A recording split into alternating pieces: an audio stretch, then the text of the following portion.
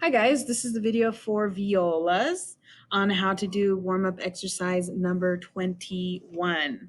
You can see it's on Canvas. This is for the online students so that you can understand how we did this warm-up in class. So I'm going to come over here, and instead of clicking right on the PDF, because if I do that, it would download it and I just open it on my computer, I'm going to click on this icon and it'll just open it up right here on Canvas for me. That way this recording goes by a little better. So just notice that that's number 1 right here, and that's number 2. We're looking for box number 21. It's on the 3rd page right there. Number 21, string crossings. Now first we're going to make sure that we can locate our D and our A strings. D and A. We're going to make sure that we have beautiful, amazing posture. I think I probably put my shoulder rest on backwards, but I'm not sure. Yes, I did. I'm going to swap my shoulder rest super quick.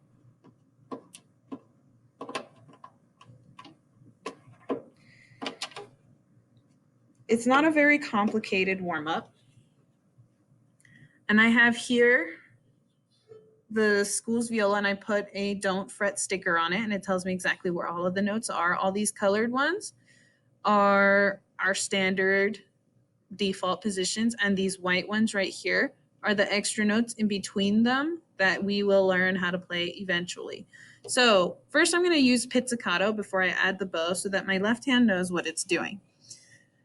As we look at this music right here, our first notes are D, A, D, A. We got open strings. So we just go D, A, D, A. Then we add our first finger on the D string to make the E. So I'm going to add my first finger there. Next measure, we add the second finger right over to the F sharp. And then our third finger. Notice here on this music, it says 4-0, but it's the same note. They're all A's. We're going to stretch our fourth finger up here to the orange line, and they should be the same note. They sound the same. They are the same note. It's just two different ways of playing it. And then we drop the fourth finger to the third, second finger, first finger, open, half note. And that's the exercise. It really is just going back and forth. Now we're going to add the bow. And when we play with the bow, we want to make sure that our bow stays in the center right here between the bridge and the fingerboard. We're just going to go back and forth between the A and the D string. Make sure that you have a good bow grip and that your pinky is curved and not straight. Keep that pinky curved. So, and you're just going to go back and forth, up and down. Adding the first finger, second,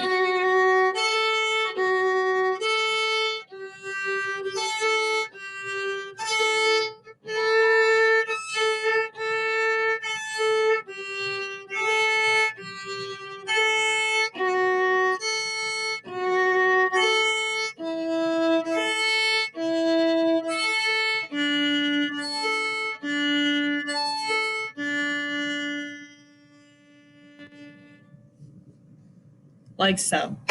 Now, if you are a little bit more advanced on the viola and you think this exercise number 21 by itself is a little too easy, check out number 22. Notice the curvy lines, and that's bowing. That's all a bowing exercise. Also, if you just don't want to worry too much about the bowing yet, but you still want to challenge, I challenge you to work on your tunneling. And tunneling is when your finger crosses over a string, but it leaves enough space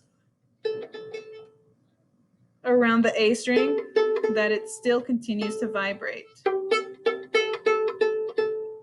might need to make sure your nails are nice and short for that. Also focus on having good posture, keeping the viola up here, not seeing our shoulder in the back, not supporting the viola with my hand, but with my thumb.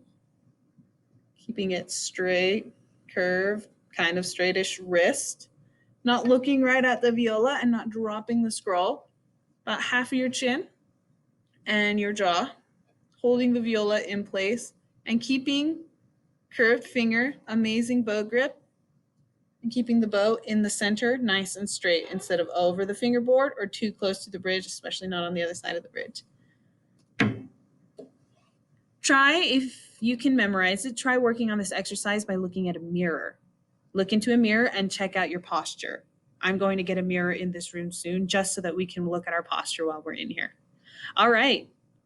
That is how to viola the exercise 21. Good luck.